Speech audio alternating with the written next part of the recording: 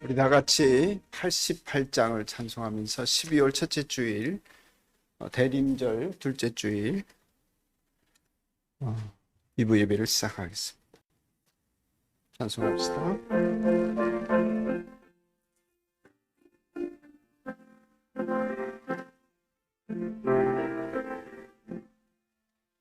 내 진정 사모하는 친구가 되시는 우주 예수님은 아름다워라.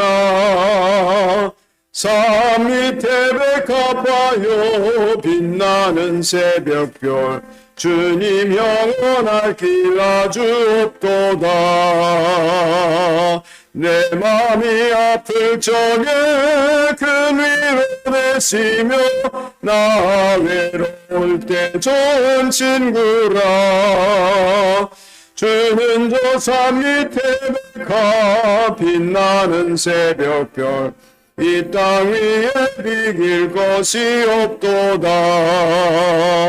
내 맘의 모든 염려 이 세상 고락도 주님 항상 같이 하여 주시고 시험을 당할 때에 악마의 계교를 즉시 물리치사 나를 지키네. 온 세상 날 버려도 주 예수 안 버려 끝까지 나를 돌아보시니. 주는 저 산 밑에 백합 빛나는 새벽별 이 땅 위에 비길 것이 없도다. 내 맘을 다하여서 주님을 따르면 이리 나를 사랑하리니. 물불이 두렵지 않고 창검도 겁없네. 주는 높은 산성 내 방패시라. 내 영혼 먹이시는 그네를 이고 나 친히 주를 뵙기 원하네. 주는 저 산 밑에 백합 빛나는 새벽별 이 땅 위에 비길 것이 없도다.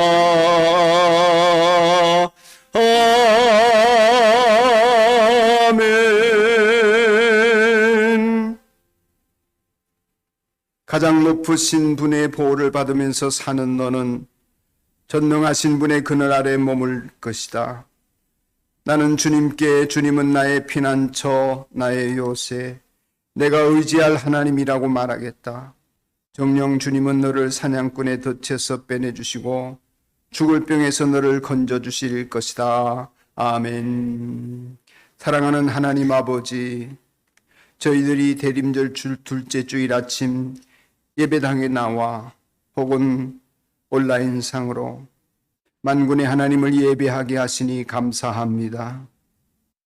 다시 오실 예수님을 기다리는 마음이 더욱 간절해지는 이 대림절, 우리의 마음이 이웃을 향해 긍휼히 계시는 아버지 하나님의 마음을 품게 하시고 그 마음으로 풍성해지게 하여 주옵소서. 이 시간 어떤 삶을 살아왔든지 하나님의 자녀들인 우리들에게 은총을 베푸셔서 하나님의 용서와 자비, 복주심의 은혜를 누리게 해 주시옵소서. 저희들이 영과 진리의 예배를 드릴 수 있게 성령 하나님 충만하게 임재하여 주옵시기를 우리 구주 되시며 다시 오실 예수님의 이름으로 기원드리며 주님께서 가르쳐 주신 기도를 드리오니 하늘에 계신 우리 아버지의 이름을 거룩하게 하시며 아버지의 나라가 오게 하시며 아버지의 뜻이 하늘에서와 같이 땅에서도 이루어지게 하소서. 오늘 우리에게 농할 양식을 주시고 우리가 우리에게 잘못한 사람을 용서하여 준 것 같이 우리 죄를 용서하여 주시고 우리를 시험에 빠지지 않게 하시고 악에서 구하소서. 나라와 권능과 영광이 영원히 아버지의 것입니다. 아멘.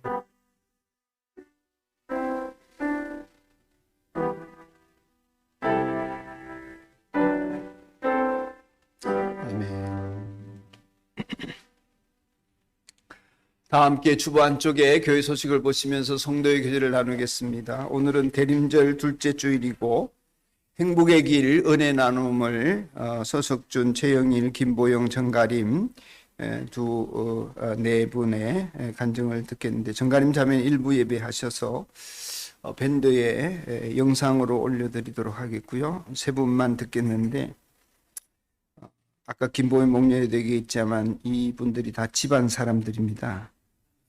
우리 이 집안에서 벗어날 수 있도록 같이 하십시다. 벗어나고 싶어요. 오늘 오후 2시에 행복의 길 인도자 모임이 있습니다. 연말 운영위원회에 있고요. 사역팀별 모임이 있습니다. 생명의 삶 화요일 날 저녁 7시고요. 다음 주에 예결산 심의를 위한 연말 공동의회에 있습니다. 말씀잔치 두 번째 시간이 이 12월 20일부터 23일 사이에 있습니다. 그래서 우리 11월 또 굉장히 바쁘게 보냈잖아요. 12월 또 20일 이 주간에는 3일까지 집회죠. 24일 날 전야제 있죠. 25일 성탄 예배죠. 또 그 다음 날 주일이죠. 네. 마음 준비 단단히 하시기 바랍니다. 육동적인 신앙생활 두 번째 집회는 오전에는 하나님 나라의 복음하고요. 저녁에는 관계 전도 집회합니다. 가정교회 소식입니다. 12월 25일에 있을 VIP 초청 성탄 예배를 위해 기도합시다. 온라인이나 오프라인 어디든 좋습니다. 성탄 축하 예배 초대할 VIP들 작정하시기 바라고. 올해 성탄 전야제는 12월 24일에 온라인으로 하겠습니다. 각 목장과 가정에서는 예수님의 탄생을 축하하는 행사를 준비해 주시기 바랍니다. 미리 녹화해도 되고요. 라이브로 하셔도 되겠는데 가정별로 준비하시는 것이 좋겠습니다. 찬양이라도 하나 부르시면 되겠는데 연극하셔도 좋고 자세한 내용은 밴드에 공지하겠고요. 시상도 있습니다. 상도 드리겠습니다. 모쪼록 우리가 이 팬데믹 상황에서도 우리 신앙에 또 이웃을 향한 주님을 향한 믿음의 발걸음은 중단 없이 이어지기를 바라는 마음으로 이러한 행사를 준비합니다. 담임 목사 기도원에 한 해 마무리하고 새해 준비를 위해서 다녀오겠습니다. 박나루 전사님 서울장신대학원 입학하신 거 축하드립니다. 우리 박수로 한번. 감사합니다. 네. 감사 나눔 밴드에 아직 참여하지 않으신 분들 초대하니까 많은 참여 바라고 어떻게 들어오나 그러시는데 우리 교회 밴드 보시면 공지에다가 감사 나눔 밴드 초대장을 제가 보내놨습니다. 또 목장 밴드에만 감사 나눔 하시는 분들 용기를 내셔서 교회 밴드에 글을 옮겨 놓으셔서 함께 공유하시길 바라고, 우리의 목적은 감사 나눔이 우리가 감사하는 사람이 되는 데 있지 않고 이 감사의 근원이 주님이심을 고백하고 다른 사람들 VIP들에게 그 감사의 내용을 전하면서 주님을 소개하고자 하는 것입니다. 목적이 세상의 감사 나눔은 자신이 행복해지는 데 있다면 우리의 감사 나눔의 목적은 이웃의 영혼을 향하고 있는 것을 잊지 마시기 바랍니다. 이 시간 앞서 말씀드린 대로 서석준, 최영일 그리고 김보영 순수로 은혜 나누는 시간 있겠습니다. 우리 박수로 앞으로 모십시다. 환영합니다.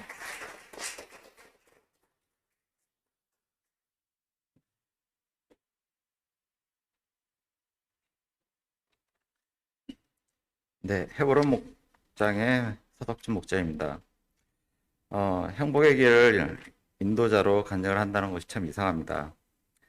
행복의 길에 대한 첫 인상은 뭘 또 이런 걸 해야 하나 싶었습니다. 그러나 늘 그렇듯 목녀의 한마디에 끄덕이며 그 자리에 앉아 있었습니다. 그렇게 큰 기대를 품은 것도 아니고 또 기대가 많은 것도 아니었습니다. 세미나를 한 2시간을 듣고 교육팀장으로 섬길 일이 있어서 중간에 자리를 비웠습니다. 이렇게 세미나는 지나갔고 몇 주 지나서 행복의 길 인도자 모임에 나오라는 것이었습니다. 참여자가 없어서 나갈 필요가 없을 것 같아가지고 첫 줄을 빠졌는데 목사님이 아시고 참여하라고 하셔서 또 그렇게 순종하며 그 자리에 앉아 있었습니다. 참여자가 없으면 인도자끼리라도 10주 행복의 길을 시작하라고 하셔서 또 그렇게 참여자로 10주를 시작하게 되었습니다. 시작은 별 기대 없이 진행이 되었습니다. 그러나 한 주 한 주 그렇게 10주가 지났을 때 행복의 길의 능력을 알게 되었습니다. 이게 그냥 내게 주어진 것이 아닌 하나님의 은혜임을, 그리고 내 안에 묶여있는 것이 무엇인지 알게 되었습니다. 무언가 마음이 청소가 되고 깨끗해지는 과정을 겪게 되었습니다. 그래서 참 좋다, 또 참 즐겁다 이렇게 생각이 되었고 10주가 지나들 때쯤에는 좀 아쉬움이 남았습니다. 이렇게 즐겁게 내 이야기를 할 수 있는 것에 감사했습니다. 그게 끝인 줄 알았습니다. 그런데 인도자를 해야 한다는 것이었습니다. 살짝 당황하고 짜증이 좀 올라왔는데요. 네. 그런데 하라고 하시니 또 네, 그렇게 끄덕이며 영일 목자에게 전화를 했습니다. 네, 가족이죠. 네. 상황과 필요가 맞아서 시작을 하게 됐는데 솔직히 왜 해야 되는지 의문이 있었고요. 그러다 보니까 기도로 많이 준비하지 못했습니다. 그저 영일 목자가 나와 같이 좀 마음에 묶여있는 것들이 발견되고 청소되기를 기도했습니다. 또 그렇게 10주가 지나갔습니다. 이제 하나님이 왜 일을 하시는지, 이 일을 하시게 하는지 좀 알게 되었는데요. 행복의 길, 나의 변화, 당신의 행복입니다. 참여자의 기쁨과 변화도 크지만 더 큰 변화는 인도자에게 있습니다. 그냥 답을 불러주고 참여자의 이야기를 들어주며 적절히 반응한 것 뿐인데 내가 자연스럽게 변하게 됩니다. 여기까지 내가 한 것은 어렵더라도 순종하며 시간과 자리를 지킨 것 뿐이었습니다. 그런데 하나님께서는 관계 맺는 것이 좀 불편하고 어려웠던 나를, 그리고 또 누군가에게 먼저 다가가지 않던 나를 관계 안에 있는 사람들에게 좋은 것과 힘든 것을 자연스럽게 묻도록 바꾸어 놓으셨습니다. 그렇게 조금씩 더 관계의 전도자가 되어가고 있습니다. 성경에 씨 뿌리는 비유가 있습니다. 길가, 돌짝밭, 가시덤불, 좋은 땅. 내 마음이 어떠한지 잘 모르고 또 대부분 길가밭일 수도 있습니다. 그래서 이런 행복의 길을 통해서 한 번이 아닌 여러 번, 그러니까 최소한 4번 정도는 시도해 보시고 그래서 본인의 좋은 열매를 맺어갔으면 좋겠습니다. 어, 이 모든 일의 변화는 주님께서 하셨습니다. 모든 영광을 주님께 올려드립니다. 여러분도 일단 참여자로 또는 인도자로 무조건 시작하셔서 진정한 관계 전도자가 되시길 축복합니다. 하늘 복 많이 받으세요.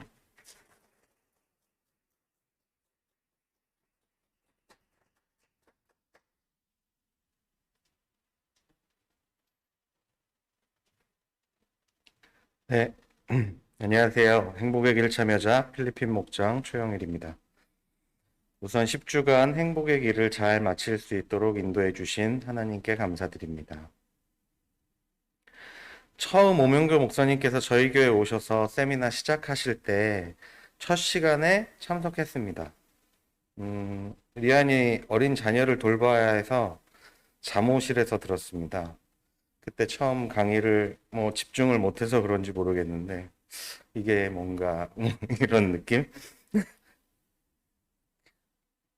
잘 모르겠다는 생각이 들었습니다. 그래서 서석준 목사님과 행복의 길 처음 시작하자마자 이런 질문을 했습니다. 이것을 왜 해야 되냐고. 그랬더니 아주 짧게 대답해 주셨습니다. 행복의 길은 VIP를 만나고 대화하기 위해서 하는 거라고 그렇게 말씀하셨고요. 조금은 불손했던 마음이 싹 사라지면서 열심히 해야겠다는 생각이 마구 생겨났습니다. 그렇게 첫 시간이 시작되었고 미리 책도 한번 열어보지 않고 그냥 무작정 갔던 터라 아무런 정보가 없었습니다. 첫 시간의 소제목이 소통을 위한 대화였습니다. 하나님을 믿으면서 스스로 나는 많이 변했다라고 생각하며 살아가지만 그 중에 가장 자신이 없는 부분이 소통이었습니다. 가족이나 목장 식구, 내가 섬겨야겠다 생각하는 대상이 아닌 일반적인 다른 사람들과의 소통에 어려움이 있는 저는 내가 왜 VIP가 잘 생기지 않는지 너무 명확하게 알게 해주시는 시간이었습니다. 한 과씩 해 나갈수록 과거의 나의 모습과 지금의 나의 모습을 비교해보는 경험을 했습니다. 어린 시절에 가족과의 관계가 좋지 않고 불우하고 힘들었다고 그렇게 생각하며 살았던 과거의 나는 열등감, 수치심, 일명 애늙은이, 완벽주의, 이런 이런 생각들을 마음에 가득 가지고 살았다는 것을 돌아보게 되었습니다. 또한 지금 나의 마음은 그것들로부터 아주 많이 자유로워져 있다는 것에 하나님께 감사했습니다. 서목자님과 행복의 길을 하며 가장 많이 한 말은 아직도 갈 길이 멀지만 참 많은 것을 바꾸어 주셨다입니다. 어떻게 자유로워졌을까 하는 생각도 하게 되었습니다. 하나님께서 인도에 가신 시간 속에서 어려움과 상황들을 통해 훈련시키셨다는 것을 알 수 있었습니다. 가장 중요하게 생각했던 재정의 문제도, 다른 사람을 비판하며 살아가는 습관도, 내 주장과 고집이 너무 세서 다른 사람의 말을 잘 듣지 않는 것도 하나님께서는 하나씩 바꾸어 가고 계셨습니다. 현재는 교회 전체적으로 감사 나눔을 하면서 모든 것이 내 것이 아니고 하나님께서 은혜로 베풀어 주셨다는 것을 알게 해주시는 과정을 지나가고 있는 것 같습니다. 지난주 목원과 첫 행복의 길 시간을 가졌습니다. 아직 VIP에게 다가가지는 못합니다. 함께 대화하며 삶을 솔직하게 나눌 수 있는 목장과 공동체를 주심에 감사하며 목원과 즐거운 대화의 시간을 가졌습니다. 앞으로 남은 구주가 기대되고 또한 다른 목원들과의 함께할 시간들도 기대가 됩니다. 아직은 안 되지만 결국에는 행복의 길을 통해 주신 마음과 은혜가 믿지 않는 영혼에게까지 흘러갈 수 있을 거라고 기대가 생깁니다. 10주간 인도해 주신 서석준 목자님께 감사드립니다. 산돌교회 공동체 모든 분들이 행복의 길을 통해 나를 돌아보고 하나님의 인도하심을 경험하며 VIP에 대한 열정이 넘치기를 소망합니다. 하늘 복 많이 받으세요.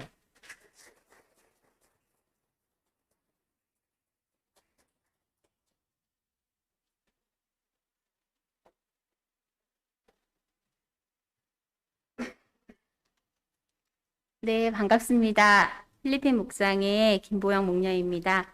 지난주에 이어서 2주째 또 올라왔네요. 이렇게 연속해서 하나님을 자랑하는 간증자로 세워주셔서 하나님께 너무 감사드립니다. 행복의 길을 인도자로서 섬기고 있는 가운데 최근 저는 저희 목장 식구인 권은정 자매님 또 정가림 자매님과 행복의 길을 마쳤습니다. 올해 초 교회 안에 진행된 오명교 목사님의 행복의 길 관계전도 세미나에 참석하게 되었고, 사실 행복의 길 가운데 뚜렷한 확신이나 기대보다는 일단 2년 동안 쉬지 않고 하면 분명히 행복해질 거라는 말씀에 순종하기로 했습니다. 평소 워킹맘으로 직장에 다니느라 주중 목녀 사역을 잘 하고 있지 못했고, 특히 목장 모임 때 어린 막내를 케어하느라 목원들의 나눔에 완전히 집중하지 못하는 것이 늘 마음에 걸리고 미안했습니다. 행복의 길 이 시간이 목원 한 분 한 분에게 제가 집중하고 섬겨드릴 수 있는 시간이 될 것 같았습니다. 그때 마침 저희 목원 중에 교제로 가까워지고 싶은 한 분이 떠올랐고, 그렇게 해서 감사한 마음으로 행복의 길을 시작하게 되었습니다. 또 한 분은 올해 초 저희 목장에 새로 합류하시면서 행복의 길로 또 다른 영혼들을 섬기시기 위해서 저와 과정을 시작하게 되셨습니다. 타 목원들에 비해 친밀함도 부족했고 서로 알아가게 될 좋은 기회이기에 기대를 가지고 시작하게 되었습니다. 1대1 만남은 처음이라 긴장되기도 하고 또 설레이기도 했습니다. 코로나19로 교회 내 모임이 줄어들었고 목장 모임도 대면 모임을 하기 어려운 이때에 목장 식구를 일주일에 한 번 만나 새로운 장소에서 부담 없이 행복의 길을 서로 읽고 답하고 나누면서 회사 일과 집만 오가던 저에게도 참 특별하고 따뜻하고 행복한 시간이었습니다. 목장 식구라 좀 알고 지내는 사이는 넘어서서 가족과 같은 관계였지만 1대1 만남을 통해서 구체적인 상황과 생각들 또 마음들을 나누다 보니 교제도 깊어지고 말하지 못했던 고민들, 아픔들, 내면을 공유하면서 사랑과 이해가 한층 깊어지는 경험을 하였습니다. 함께 울고 웃으면서 같이 구체적으로 세밀히 기도할 수 있음에 참 감사한 시간들이었습니다. 사실 제가 세미나를 한 번 들었던 것이 다라 인도하며 늘 부족한 제가 드러나진 않을까, 혹여 제가 잘못 인도해서 놓치는 것이 있지 않을까 두근두근 노심초사하는 마음이었는데요. 그럴 때마다는 또 저희가 주중 인도자 모임을 통해서 서로 지혜를 구하기도 하고 동역하며 기도해 주시는 인도자 모임의 목녀님, 사모님, 목사님께서 참 힘이 되어 주셨습니다. 그렇게 부족했지만 저는 그저 주님만 의지했고 목사님의 설명처럼 답을 읽어주며 매 순간 간절히 주님만 의지했던 것 같습니다. 과정 중 가장 감사한 일 첫 번째는 내면의 아픔과 상처들을 하나님 앞에서 이미 과거형으로 극복하고 이겨나가시는 참여자들의 모습이었습니다. 환경이나 상황이 변화되진 않았지만 주님의 사랑과 은혜 입은 자로 환경과 상황을 바라보는 관점을 달리하고 또 그 반응을 달리하는, 그래서 그 책자에서 안내하는 길로 일단 결단하고 해보겠노라고 다짐하는 자매님들을 보면서 그분들의 마음을 이끌어 주신 성령님의 임재함, 주님의 일하심을 다시 한번 경험하게 되는 감격이 넘치는 시간이었습니다. 주님이 하셨습니다. 그렇게 저는 배우면서 훈련하고 자라나는 중입니다. 두 번째 큰 감사는 과정 중에 치유 질문을 답하고 나누면서 가정교회 안에서 또 목장의 기능과 역할이 얼마나 소중한지를 참여자들과 함께 공감하며 깨닫게 되는 점입니다. 기쁘고 좋은 일뿐 아니라 속상하고 힘든 일도 나눌 수 있는 모임, 약점을 용납하고 실수를 격려해주며 칭찬과 좋은 경험을 나누는 신뢰할 수 있는 모임, 내 어떤 것을 나누더라도 질책하지 않고 들어주는 목장이 있음에 또 저희가 가정교회 안에 있음에 참 그것이 감사했고 그 부분에 대해 참여자들 또한 깊은 공감을 서로 하게 된 것입니다. 이것은 목녀로서 제가 목원들과 누리는 굉장히 참 행복하고 소중한 경험이었습니다. 최근 저희 가정은 저와 남편, 첫째 딸이 각각 비슷한 시간에 인도자 또는 참여자로 행복의 길을 마쳤습니다. 저희 가정 안에 아주 큰 변화가 생겼고 큰 수혜를 입었습니다. 먼저는 부부관계와 자녀관계 가운데서 서로 쌍방에 소통하는 일들에 자신의 서툼과 고집들을 인정하게 되었습니다. 그러고 나니 마음을 잘 표현하기 위해 기존의 자신만의 방식이나 고집들을 하나님 앞에 내려놓으며 좀 더 서로 넓은 시선으로 이해하고 사랑하게 되는 방법들을 주님께서 은혜로 허락하셨습니다. 저는 남편에게 매일의 고마움과 미안함을 말로 표현하려고 시도하고 있습니다. 또 자녀하고 이야기할 때 눈을 바라보며 경청하려는 노력을 시작했습니다. 굉장히 보수적인 남편은 저에게 결혼 15년 만에 처음 꽃다발을 선물해 주기도 했고요. 그리고 아이들에게는 잘 먹히지 않는 아재 개그를 계속 시도하면서 경청과 소통을 하려고 애를 쓰는 모습을 보고 있습니다. 최근 소통이 완전히 불통이었던 제 사춘기 큰딸로부터는 행복의 길 이후 감사 문자, 또 감사 편지, 또 감사 메모들을 수시로 선물 받습니다. 가끔 큰딸이 저와 남편에게 축복 기도를 해주는 아주 놀라운 기적을 경험하기도 합니다. 저희 가정의 소소하지만 확연히 달라진 모습이 여러분 그려지시나요? 이 모든 것들이 행복의 길을 통하여 주님이 주신 선물입니다. 주님이 하셨습니다. 네, 올 한 해를 돌아보니 저의 행복의 길의 시작은 그저 작은 순종의 발걸음이었지만 하나님께서는 제 삶에 꼭 필요한 시간을 선물해 주셨습니다. 현재에서도 천국에서와 같이 행복을 누리고 자유하기를 바라시는 선물이었습니다. 나의 변화가 남편 또 자녀와 가정을 행복하게 할 수 있음을 정말 실현 가능함을 느끼고 누리고 있습니다.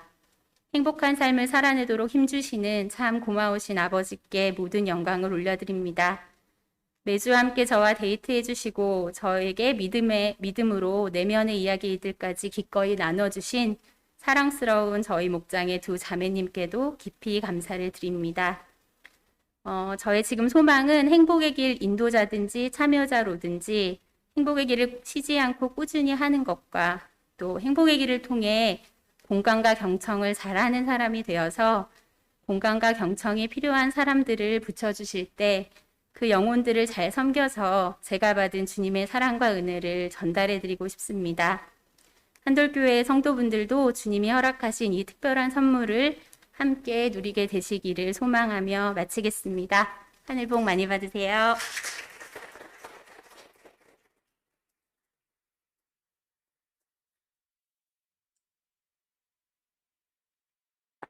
이 시간 자리에서 일어나시면 오늘 우리에게 주신 하나님의 말씀을 봉독하겠습니다. 주신 말씀은 마태복음 25장 1절에서 13절의 말씀입니다. 마태복음 25장 1절로 13절의 말씀.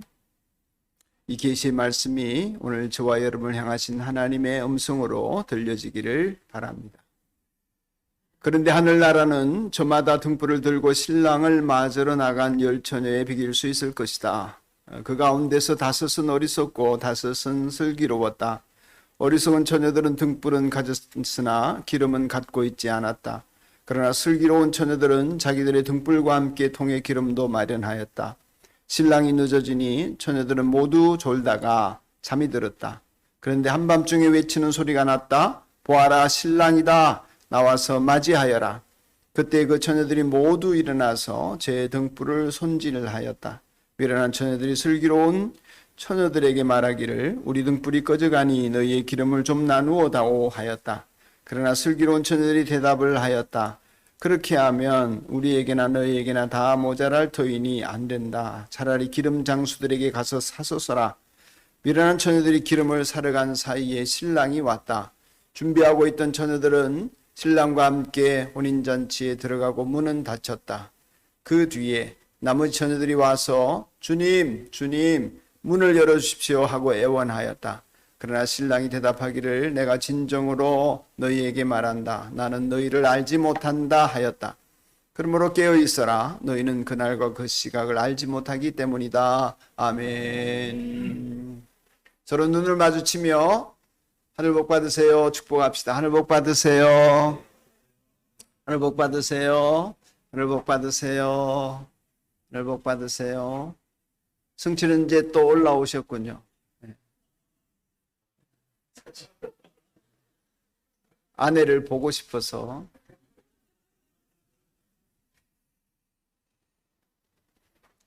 이 시간 우리가 찬양대가 되어서 하나님을 찬양합니다. 찬양하면서 준비된 예물이 있으신 분들은 봉헌하는 시간도 갖습니다. 함께 부를 찬송은 615장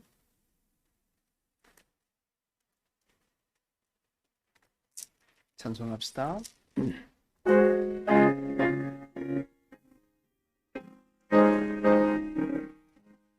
그 큰 일을 행하신 주께 영광, 이 세상을 사랑해 주오셨네.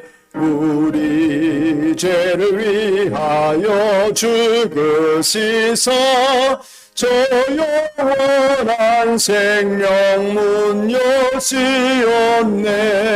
우리 주 높이세 귀한 말씀 듣고 우리 주 높이세 모두 기뻐하며 주 예수님입니다.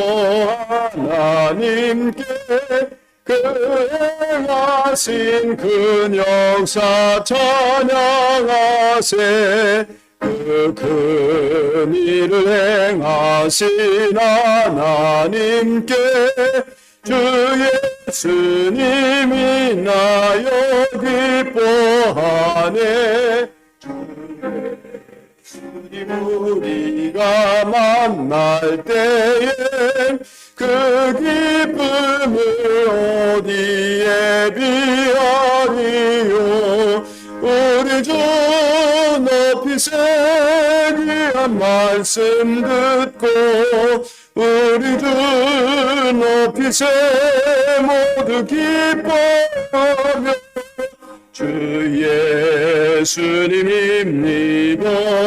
하나님께 그 행하신 그녀 우리 주 높이세 귀한 말씀 우리 주 높이세 귀한 말씀 듣고 우리 주 높이세 모두 기뻐하며 주 예수님입니다. 하나님께 그 하신 그 역사 찬양하세.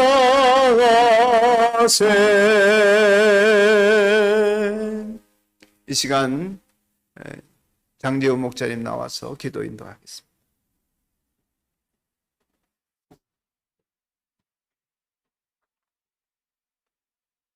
12월의 첫 번째 주일을 맞아 함께 모여서 또는 온라인으로 예배를 드릴 수 있는 여건을 허락하신 모든 일의 주관자, 전능하신 하나님께 감사와 영광을 올려드립니다.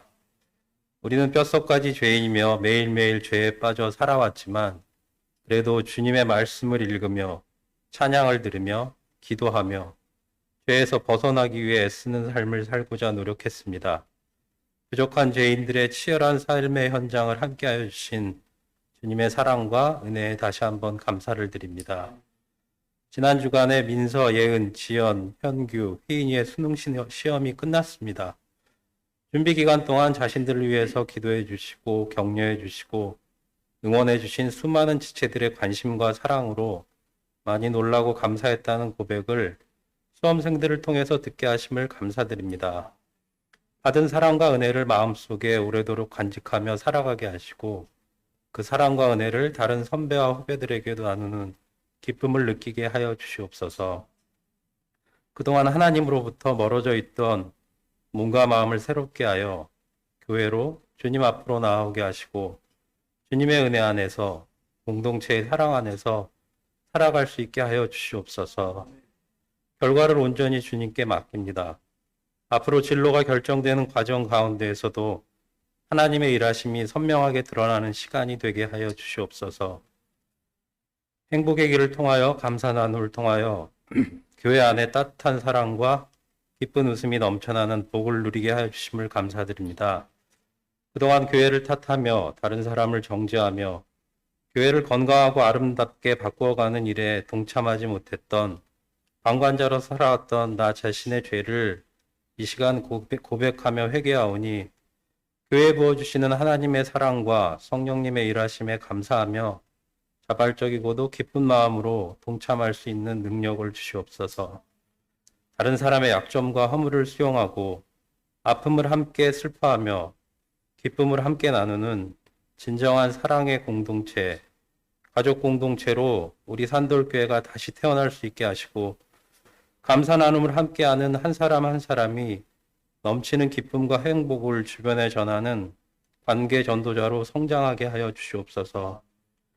담임 목사님에게 성령의 기름을 부으셔서 목사님의 입술을 통해서 성령의 검과 같은 말씀이 전해져서 우리의 마음에 각인되고 말씀대로 살아가는 한 주가 되게 하여 주시옵소서. 주신 것에 감사하는 마음으로 올려드린 작은 예물을 기쁘게 받아주시길 원합니다. 감사가 넘치는 교회를 만들어 주시고 우리를 새롭게 하시는 주 예수님의 이름으로 기도드립니다.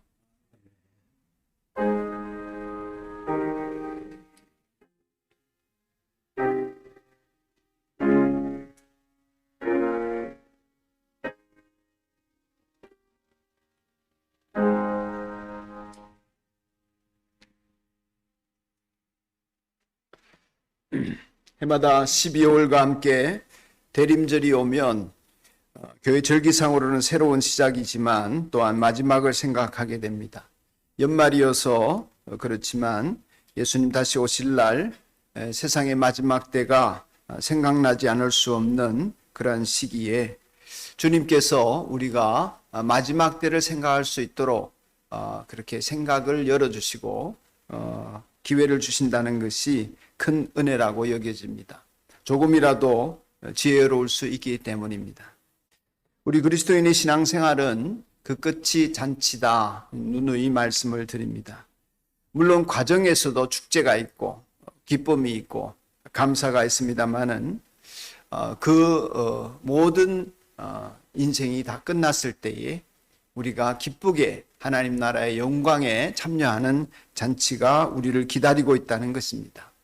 지금 여러분들이 얼마나 기뻐하고 얼마나 감사하고 얼마나 행복한지는 모르겠습니다만은 못 느끼신다면 그 나라의 영광이 누려지지 않는다면 지금 뭔가에 속고 있거나 어딘가에 잡혀져 있다고 보시면 거의 맞습니다. 하나님 나라의 기쁨을 놓치고 있는 것입니다. 빨간 카펫이 깔려있는 꽃길만 걷게 되는 것은 아니지만 분명한 것은 그리스도인의 마지막은 잔치요. 지금 그 잔치를 누릴 수도 있다는 것입니다. 예수님의 재림과 함께 혹은 개인의 죽음과 함께 우리는 영원한 천국의 기쁨을 누리게 됩니다. 이러한 모든 상황들을 주님이 아시고 우리에게 전해주시려고 예수님이 말씀을 하실 때마다 자주 하늘나라에 대해서 말씀하시면서 잔치 얘기를 하셨습니다. 우리가 그 나라의 잔치에 참여해서 즐기는 사람임을 비유로 말씀을 해 주신 것입니다. 실제 그렇기 때문입니다. 그래서 예수님은 하나님 나라의 말씀을 하시면서 언제나 우리를 축복하여서 그 나라의 잔치에 참여하는 사람이 되도록 권고하고 계십니다. 그래서 저는 이제 축복을 유통하는 사람이다 그렇게 스스로 생각하고 있는데, 이렇게 말씀 잔치를 하는 것도 오민교 목사님을 통해서 저에게 있는 고유한 것은 아니지만 이러한 것들을 듣고 여러분에게 유통해서 여러분들이 그 은혜를 누렸으면 하는 것인데, 제가 여러분을 축복하는 것은 지금 그 하나님 나라의 즐겁고 기쁜 생활을 지금 누렸으면 하는 것입니다. 나중에 마지막 때도 누리지만 지금 누리는 사람이 되었으면 좋겠다 하는 소원이 있습니다. 어떤 사람이 그 잔치에 참여하는 사람이 되고 그 잔치를 지금 기뻐하며 누리는 사람이 될 수 있을까 할 때에 예수님께서 우리에게 주신 메시지는 두 가지입니다. 첫째는 깨어 있어야 한다. 두 번째는 준비해야 한다 하는 것입니다. 여러분, 생명의 삶 공부할 때 제가 또는 상 공부할 때 누누이 드리는 말씀 중에 하나가 또 있는데, 그게 뭐냐면 숙제는 하고 놉시다. 숙제하고 놀면 한 주간이 편안한데요. 숙제 안 하고 놀면 한 주간 내내 괴롭습니다. 맞습니까? 준비해 놓으면 한 주 내내 같이 놀아도 편한데, 그게 준비하고 노시는 여러분이시기를 축복합니다. 예수님은 마지막을 준비하는 그리스도인들에게 두 가지, 깨어 있어라 그리고 뭐요? 준비하라 하셨는데, 이 말씀을 25장에서 아주 쉬운 비유로 설명을 해 주시고 계십니다. 오늘 본문의 말씀은 열처녀 비유라고 알려져 있는데, 이 말씀을 좀 더 잘 이해하기 위해서는 전 이해가 좀 필요한데, 그게 뭐냐면 유대인들의 결혼 풍습입니다. 유대인들은 우리들과 달리 밤에 주로 결혼식을 하고요. 그렇게 되는 이유는 결혼이 3단계로 나눠지는데, 첫째는 부모들끼리 서약을 하는 단계입니다. 요즘 말하면 상견례 같이 약속을 하고요. 우리 결혼합시다. 이렇게, 우리 아이들 결혼시킵시다. 이렇게 됩니다. 두 번째는 이제 약혼식을 하는데, 그 약혼식은 우리식의 약혼보다는 조금 더 다르게 정혼을 한다 이렇게 표현하는데요. 결혼하기로 결정할 뿐만 아니라 부부가 되기로 정한 것입니다. 이 정혼식의 상태에 있었던 것이 요셉과 마리아. 이제 이들은 혼인신고만 안 했지 부부입니다. 사람들에게 그걸 공포하는 것입니다. 이들은 부부다. 그리고 세 번째 단계가 이제 잔치를 하는 것입니다. 이 잔치할 때 비로소 신부가 신랑 집으로 오게 됩니다. 그러면 이제 신랑이 신부를 데리러 가야 하지 않습니까? 그래서 데리러 가면 신부가 그저 동네에 있으면 빨리 데리고 오겠지만은 저 대구점 살면 아주 오래 시간이 걸립니다. 그래서 신랑이 늦게 올 수 있는 것이죠. 또 그래서 데리러 갔는데 막 안 내놓을 수 있잖아요. 막 함지내비가 막 오징어 덮어 쓰고 막 못 가네 못 주네 뭐 돈 내놔라 이러면 또 시간이 더디게 되는 것입니다. 그 나라나 우리나라 그런 건 비슷하겠죠. 그러니까 신부를 빨리 내놓으면 좋지만 늦게 내놓으면 하루 이틀 머물다가 늦게 올 수도 있고 낮에 출발했는데 밤에 도착할 수도 있는 것입니다. 어쨌든 잔치는 밤에 열립니다.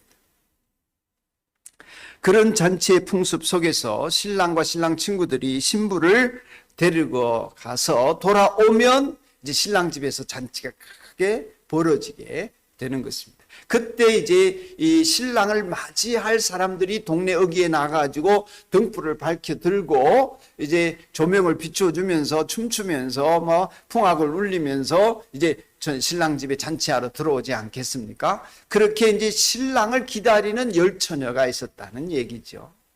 이 열처녀들은 요즘 말로 하면 들러리들입니다. 등불을 준비했죠. 등잔 같은 게 아닌 것 같아요. 바깥에 뭐 등잔불 피워서 무슨 조명이 되겠습니까? 그저 호롱불 이상 크기의 무슨 횃불 같은 그런 등불들이겠죠. 그런 불을 들고 이제 바깥에서 기다리고 있는데 신랑이 어떻게 했어요? 제때 왔습니까? 생각보다 늦게 왔습니다. 한참 늦게 왔습니다. 한밤중에 왔습니다. 그러니 기다리던 잔치 가뜩이나 준비하느라고 바빴을 텐데 낮에 내내 이제 초저녁에 이제 기다리다가 하모나 올까 하다가 이제 밤중에 늦게까지 안 오니까 다 졸다가 깜빡 다 깊은 잠에 빠지게 되었다는 것입니다.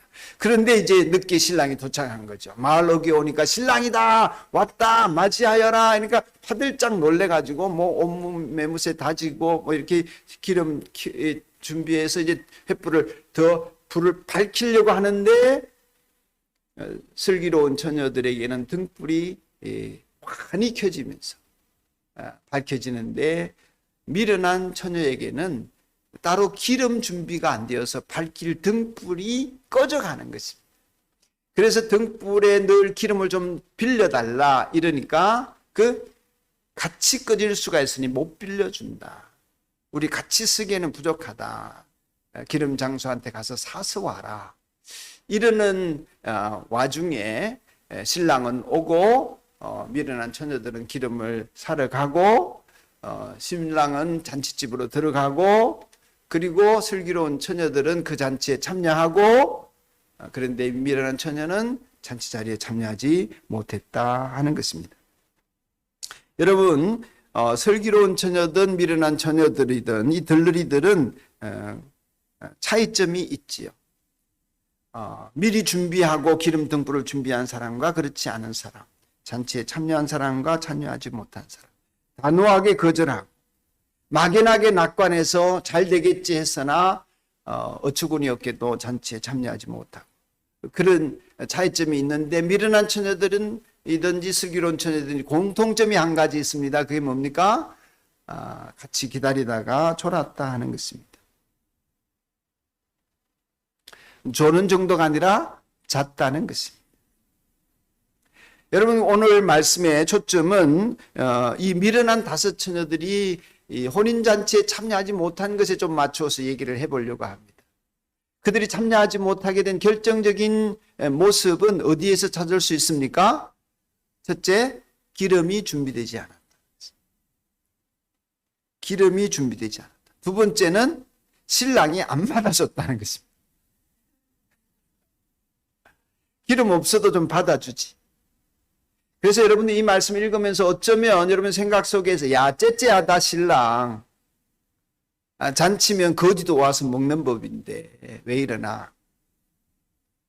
여러분 이것을 인색한 신랑의 얘기로 몰고 가서는 안 되겠습니다. 그것을 말하고자 하는 것은 아닙니다. 여러분의 감정이 그렇게 느껴지더라도 그것은 본문이 전하려고 하는 메시지가 아니에요. 이제 끝에 가서 그것이 이해가 좀 되었으면 좋겠습니다. 그럼 첫 번째 이유를 좀 생각을 해봐야겠습니다. 기름을 준비하지 않았다. 여러분 혼인잔치 신랑이 늦게 올 수 있다고 하는 것은 이 열처녀 모두가 동네 사람 모두가 경험적으로 알 법하지 않습니까? 풍습이 그러니까 늦게 도착할 것 같으니까. 그러니까 기름을 충분히 준비해야 된다는 것은 어느 정도는 알 수 있을 것입니다. 어쩌면 미련한 다섯 처녀도 이미 경험적으로 옛날 들이를 써봤는데 신랑이 늦게 오는 바람에 아유 기름 떨어가지고 혼쭐이 났었어. 정말 창피해서 죽을 뻔했어. 그러니까 기름 등불 준비해야 돼. 이 정도는 서로 알고 있었을 수 있습니다. 그런데 이들이 왜 기름을 준비를 못했을까? 여러분 생각은 어떠세요? 왜 그랬을 것 같습니까?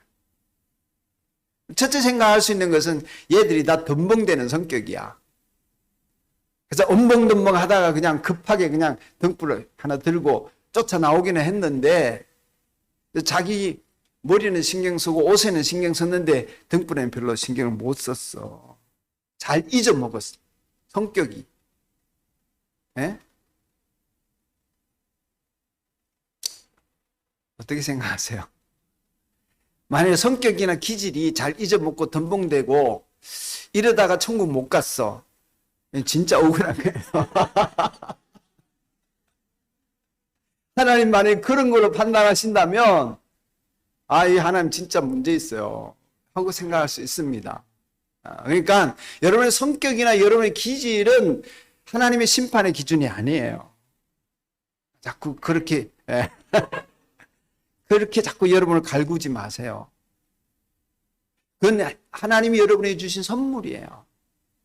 여러분의 기질, 여러분의 성격, 여러분의 성품, 여러분의 스타일은 하나님이 여러분을 잘 쓰실 수 있는 선물인 것입니다. 아멘? 마음에 들어 하지 않으시네. 그걸 가지고 하나님이 천국 간다 못 간다 심판하지 않으십니다. 그러니까 이 처녀들은 그것 때문은 아닌 것 같아요. 우리에게 가장 적합하도록 유익하도록 주신 선물, 그 성격과 기질들을 가지고 하나님 우리 판단하지 않으시기 때문에 성격 탓이 아닙니다. 그럼 이 처녀들은 왜 기름을 준비하지 않았을까? 이건 성경에 없는 얘기지만 제 짐작은 이렇습니다. 여러분이 맞으면, 동의되면 여러분 간직하십시오. 제 생각은, 제 짐작은 뭐냐 하면은 이들이 신랑을 맞이하는데 관심이 없었습니다. 적어도 집중되지 않았습니다. 아, 이거 딴 사람이 하면 안 돼? 꼭 내가 해야 돼? 어쩔 수 없지 뭐. 이러고 시작된 거예요. 근데 그들이 진짜 관심은 뭐냐 하면은 잔치 때 먹고 마시고 노는 거는 관심이 있어요. 오늘 저녁 메뉴가 뭐야? 악단은 누가 와? 난 몇 번 불러야지? 자기 18번 곡 있잖아. 내 부를 거 따라 부르지 마. 나 이거 찍어놨어? 이러고 관심이 자기 춤추고 노래 부르고 먹고 마시고 그 잔치에 내가 가서 나 어떻게 절개해야지 여기에 관심이 있나. 성경에는 없어요. 제 짐작이에요. 그러니 신랑이 왔을 때 얼마나 신랑을 극진하고 융숭하게 신부와 함께 맞이하고 그들을 높이고 그들을 기쁘게 해줄까에는 관심이 덜하거나 없는 거예요.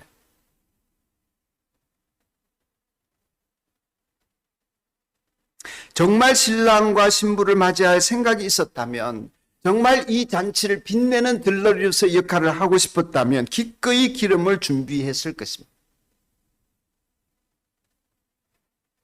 제가 이렇게 생각하게 된 것은 전혀 성경적인 근거가 없는 것은 아니에요. 12절을 보면 신랑이 이 들러리들을 향하여서, 미련한 처녀들을 향하여서 뭐라고 표현을 합니까? 내가 진정으로 너에게 말한다. 나는 너희를 알지 못한다 하였습니다. 이 알지 못한다니요. 말이 됩니까? 동네 사람인데? 알지 못한다니요. 이게 있을 수 있는 일입니까? 신랑 잔치에 참여한 사람인데? 자기가 부탁했을 수도 있는데? 주님이 모르는 사람이 있을까요? 신랑이 모를 수 있습니까? 그럴 수 없습니다. 그런데 왜 모른다고 했을까요? 이 말은 들러리들 입장에서 거꾸로 생각해 보아야 합니다. 왜 신랑이 모른다고 했을까요? 나는 너를 알지 못한다 할 때 이 안다고 하는 것은 신랑이 그 들러리들과 깊은 관계 속에 있음을 의미합니다. 유대인들에게 있어서 이 안다는 단어는 그냥 누구를 이름을 알고 그 집안을 알고 이런 뜻이 아니라 깊은 관계 속에서 있다는 것입니다. 몸을 섞는 성적인 그런 관계를 통하여서 서로를 안다는 데까지 이 말을 씁니다. 그리고 이 안다고 하는 것은 서로에 대해서 깊은 이해를 하고 마음을 알고 그들의 생각과 눈빛을 알고 부부가 서로 속속들이 아는 것처럼 서로의 감정과 마음을 헤아릴 줄 안다는 뜻입니다. 그런데 이 들러리들은 신랑의 마음을 헤아리지 않았어요. 그런 관계는 상호적인 거예요. 그들이 그러니 신랑도 관계 없다 말하는 것입니다.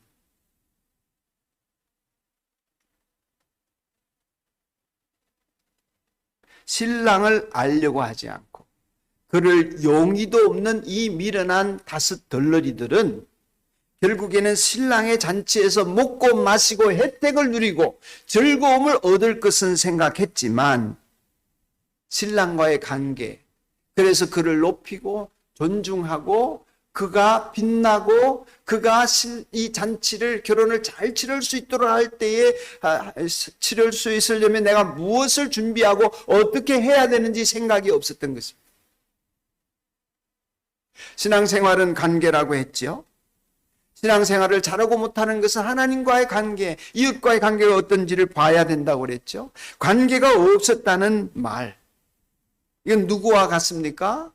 교회 출석은 해도 예배는 드려도 정작 신랑 되시는 예수님과 그분의 십자가의 구속의 진리를 알지 못하고 배우려고도 하지 않고 그저 예수 믿어서 좋은 게 있다면 내게 있었으면 좋겠고, 내가 소원하는 바가 있고 내가 마음에 정욕적으로 구하는 것들이 있다면 그것들이 응답되어지면 좋겠다. 신자이면서도 예수님과의 관계는 제쳐두고 예수님의 마음은 제쳐두고 베풀어 주시는 기도의 응답이나 하나님으로부터 얻을 수 있는 혜택에만 관심이 있는 사람들의 모습이 아닐까. 예수님과의 관계를 가진 일이 없기 때문에, 그 깊은 교제 속에 들어간 일이 없기 때문에 예배는 드렸어도 모른다는 것입니다. 신자입니다. 분명한 것은 교회 안에 있습니다. 분명한 것은 잔치에 참여할 뻔했습니다. 그런데 모른다는 것입니다. 그 결과 예배당 안에 있어도 예배를 드려도 교인이어도 현실의 삶에서 예수님과 동행하며 풍성한 삶을 세밀하게 누려본 적이 없기 때문에 믿음으로 사는 즐거움도 누리지 못하고 하나님 뜻대로 살고자 할 때에 그 헌신도 되어지지 않고 나의 평안, 내 잘됨, 내 성공, 내 출세가 소망이기 때문에 그 일을 하나님이 마땅히 도와주어야만 하고 그것을 안 도와주는 하나님이 믿고 불편해지고 심지어 그렇게 신앙생활을 하는 사람일 수 있는 것입니다. 왜 드디 와? 빨리 오지. 밥 식는데 또 데워야 되나?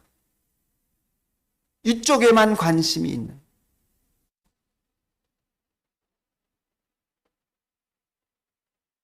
그렇다고 해서 슬기로운 처녀가 여러분 너무 영성이 뛰어나고 깨어서 잘 준비해서 야 저렇게 돼야 되는데 완벽한 신자라고 생각하지 마십시오. 그런 말씀은 아니에요. 슬기로운 처녀가 우리의 모델 목표 아니에요. 이건 우리입니다. 지금 우리의 모습이에요. 예수 믿는 모든 신자가 슬기로운 처녀와 같습니다. 왜 그런가? 졸았기 때문에. 잤기 때문에. 졸 수도 있고 잘 수도 있습니다. 욕심 많고 죄에 빠지고 미련한 처녀라 비슷해요. 먹을 거 생각하고 잔치 즐길 거 생각하고 비슷해지요. 그렇더라도 이 슬기로운 처녀는 적어도 신랑을 존중하며 신랑을 위할 마음, 등불을 잘 켜서 밝혀 잔치를 빛내야지. 그 부분에 있어서 준비되어 있었던 것입니다. 이 슬기로운 처녀가 완벽한 신자라는 말이 아니에요. 우리는 그럴 수 없습니다. 우리는 믿음 생활을 하면서 졸 수도 있고 정욕에 빠져 쓰러질 수도 있고 이전 방향으로 돌이킬 수도 있습니다. 그렇더라도 예수님의 보혈로 염색된 주홍빛 카펫이 시온의 대로에 쫙 열려있고 우리는 그 길 위에 있으며 그 예수님의 십자가의 보혈과 구속의 은혜로 말미암아 구원 얻은 감격을 안고 언제든지 신랑이 오실 때 그게 언제일지 모르지만 나를 드릴 수 있는 나의 주님이십니다. 인정할 수 있는 나의 관심은 주님이 오실 때에 있습니다. 그렇게 기다리는 그렇게 그 위를 걷고 있는 사람인 것입니다. 그 사람이 여러분이기를 축복합니다. 혹시 우리가 밖으로 뛰쳐나가려고 해도 그 주님의 보혈의 주홍빛, 선홍빛 카펫이 깔려있는 그 보혈이 피가 철철 흐르는 그 카페트 위를 벗어나려고 하면 하나님이 강제로 끌어놨으라도 그 길을 걷게 하시는 그 사람이 여러분과 저희. 현실에 많은 고난, 상처, 연단, 어려움이 있을지라도 그러다가 잠에 푹 빠질 수 있어도 그 모든 과정은 성령님이 우리를 하나님 나라로 이끌어 가시는 과정에서 일어나는 일일 뿐이라는 것을 아는 사람입니다. 그래서 여러분이 겪는 고난이나 상처나 연단이 깊고 또한 넓어도 그 여러 가지 시련을 만나거든 더할 나위 없는 기쁨으로 알고 기쁨으로 여기고 더할 나위 없는 기쁨으로 여기며 고난받는 것이 오히려 내게 유익이라고 노래하라고 우리에게 가르치고 있는 것입니다. 신자는 아무리 많이 넘어져도 주님은 그 카펫을 걷도록 끝까지 역사하실 줄로 믿습니다. 그 카펫을 걷어가지 않았습니다. 일단 출발하면 반드시 목적지에 도달하게 되어 있습니다. 주님을 주님으로 모시고 주님을 기다리는 사람에게는 그러한 역사가 있는 것입니다. 인색한 신랑의 얘기가 아니라고 말씀을 드렸습니다. 그들을 맞아들일 수 없는 유일한 이유는 신랑에게 관심이 없고 자기에게만 관심이 있는 사람이기 때문에 신랑이 하고자 하는 일에는 관심이 없고 자기 일에만 관심이 있는 사람이기 때문에 그렇습니다. 반면에 슬기로운 처녀는 다 졸고 잤지만 그 기름을 나누어 주지 않습니다. 이것 또한 인색한 것 같습니다. 야, 좀 나누어 쓰지, 야. 째째하다, 야. 왜 빌려줄 수 없는 것 같습니까? 빌려줄 수 있는 것이 아니기 때문이었습니다. 빌려주면 다 망칩니다. 빌려주면 다 끝납니다. 그것을 알았기 때문인데 이 말씀이 우리에게 주는 메시지는 한 가지입니다. 우리는 용서받은 죄인일 뿐이에요. 나의 구원, 내가 잔치에 들어가는 것, 저 사람이 기름 등불 가지고 있지 않는데 내가 나눠서서 가지고 같이 갈 수 없습니다. 그러면 이 기름은 무엇을 의미할까요? 나누어 줄 수 없는 그 무엇입니다. 나누어 줄 수 없는 그 무엇은 무엇입니까? 그것은 여러분의 믿음입니다. 주님과의 관계입니다. 아내와 주님이 맺고 있는 관계를 남편이 대신 나누어 가질 수 없습니다. 아내 치맛자락 잡고 천국 갈 수 있을 것 같지만 없습니다. 신자는 그럴 힘이 없습니다. 그냥 용서받은 죄인일 뿐입니다. 할 수 있는 일이란 내가 용서받았다는 감격을 나눌 수 있습니다. 행복의 길, 감사 나눔. 하나님만이 죄인들을 용서하시고 구원에 이르게 할 수 있는데 믿음을 보시고 그렇게 하십니다. 아멘. 그러므로 믿음이 있어야 합니다. 그건 각자가 가져야 하는 것입니다. 구원받게 하고 용서하시는 것은 하나님만이 하실 수 있는 일이지 내 기름 나누어서 할 수 있는 일이 아닙니다. 예수님과 인격적으로 대면해서 그 용서의 감격을 나누는 일밖에 나는 할 수 있는 일이 없기 때문에 은혜를 나누고 간증을 하는 것입니다. 예수님이 생명을 주신다는 사실의 향기를 다른 사람에게 낼 수 있는 것이 내가 할 수 있는 유일한 것입니다. 그래서 전도자는 증인입니다. 믿는 사람은 증인입니다.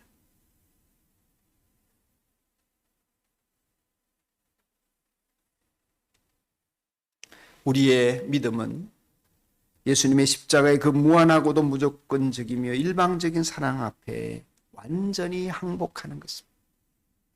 우리의 믿음은 철두철미 내 자신으로는 구원을 얻을 수 없으며 자신의 무력함을 완전히 고백하고 나의 무가치함을 내 공로 없음을 완전히 시인하고 그 위에 더럽고 추악하고 오늘도 우리 기도하시는 분이나 간증하시는 분이 표현해 주셨지만은 이 뼈속같이 까지 죄인인 이 사악한 나, 그 나를 용서하시는 하나님 앞에 완전히 항복하는 내가 되는 것입니다.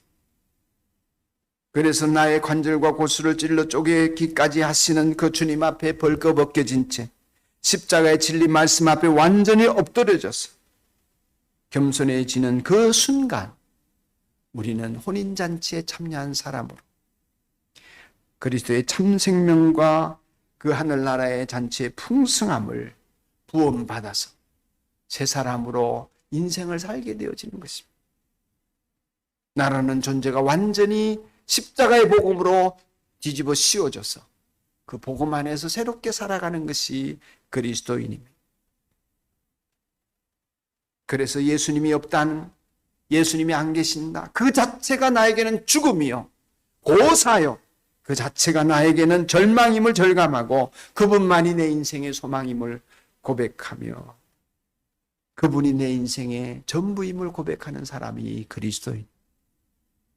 그 사람에게 있어서 신랑을 위해 준비하는 것은 자기의 전부를 드릴 수 있기 합당한 것입니다. 말씀을 맺겠습니다. 신랑이 늦게 왔습니다. 모두 다 졸며 잠이 들었습니다. 놀랍게도 그 신랑은 졸았다 잤다 이것 가지고 탓하지 않고 꾸중하지 않았습니다. 기도하다가 믿음으로 살다가 지치기도 합니다. 불평 원망이 있을 수도 있습니다. 그런데 여러분, 그 기다리는 시간, 그 기다리는 시간으로 인해서 준비된 사람들은 더 가치 있고 빛이 납니다. 신랑이 늦어질수록, 한밤중에 올수록 그때 기다려서 등불을 밝히는 그것이 얼마나 더 소중하겠습니까?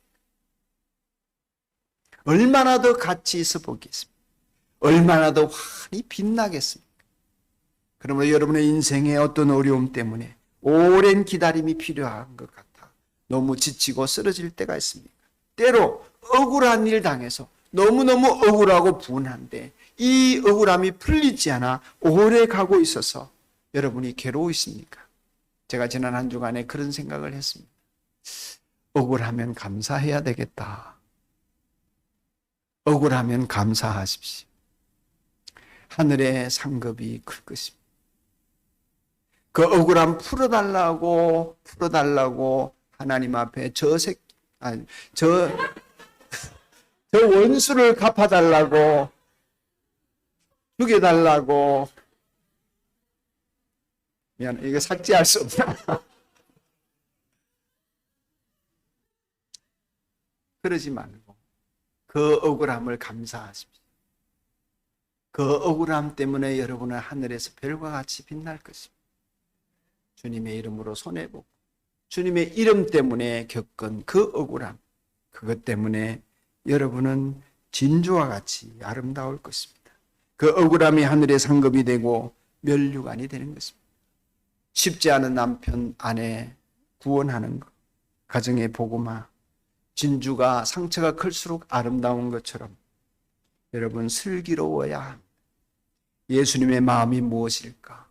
여러분을 혹여 준비되어 깨어있지 못할까 봐 주님은 노심초사 하시는 것 같습니다. 주님의 마음을 헤아리시기를 축복합니다. 175장 찬송합시다.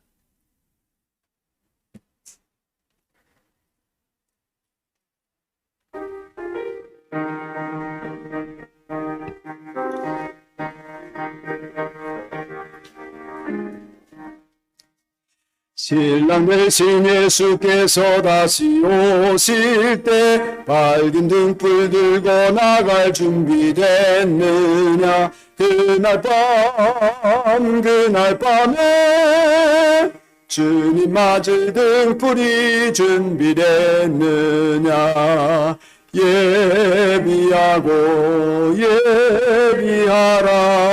우리 신랑 예수 오실 때 밝은 등불 손에 들고 기쁨으로 주를 맞겠네. 주를 나와 맞으라는 소리 들릴 때 기뻐하며 주를 맞이할 수 있느냐? 그날 밤에 주님 맞을 등불이 준비됐느냐?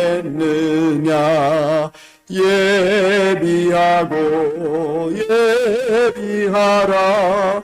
우리 신랑 예수 오실 때 밝은 등불 손에 들고 기쁨으로 주를 맞겠네. 항상 깨어 기도하며 거룩한 기름 준비하지 않고 주를 맞지. 그날 밤에 주님 맞은 등불이 준비됐느냐.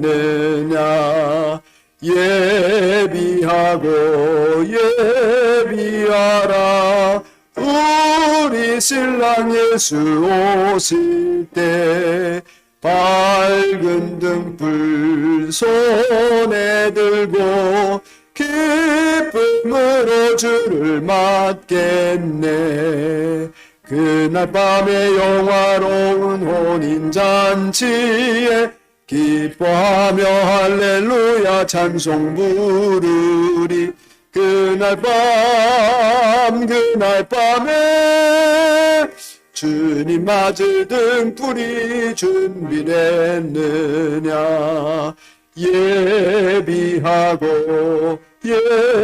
예비하라. 우리 신랑 예수 오실 때 밝은 등불 손에 들고 기쁨으로 주를 맞겠네. 사랑하는 여러분, 결국 우리의 기름 등불은 주님과의 관계임을 생각하게 됩니다. 주님과의 관계가 잘 맺어져 있는 여러분이기를 축복하고, 언제나 주님이 보실 때 내가 너를 안다 말씀하시며 나 또한 주님을 알기 소원합니다 하는 관계 속에 머물러 있는 여러분이기를 주님이 원하십니다. 그런 사람 깨어있고 졸더라도 얼른 기름 등불 준비해서 등불을 밝힐 수 있는 사람일 것입니다. 오늘 말씀을 듣고 이 예배를 드리는 속에 예배 시작부터 이 순간까지 하나님은 무엇을 여러분에게 말씀하시며 어떤 은혜를 주시나요?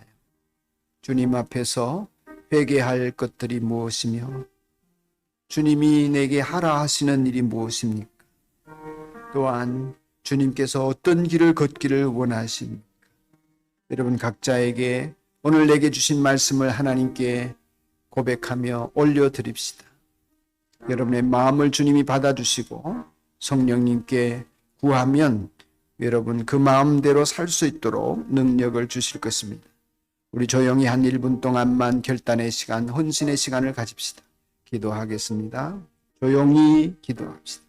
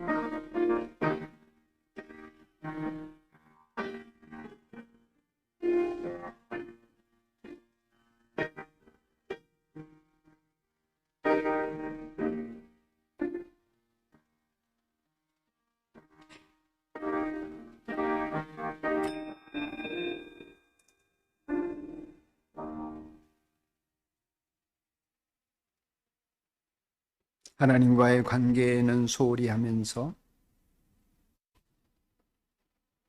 하나님으로부터 얻을 혜택에만 관심을 가졌던 우리들에게 깨어 준비되도록 하신 주님, 내 마음을 돌아보고 내 삶을 돌아보는 심령들마다 하늘의 위로와 소망과 평강을 주시고 썩어 없어질 이 세상을 잘 사용해서 하나님 나라의 보화를 찾는 우리들이 될 수 있도록 인도해 주시며 오늘 오셔도 천년 뒤에 오셔도 주님 맞이할 준비가 언제나 되어 있는 우리 주님과 사랑의 관계 안에 머무는 우리 산돌교의 모든 지체들과 이 자리에 함께한 주의 자녀들이 되게 하여 주옵소서.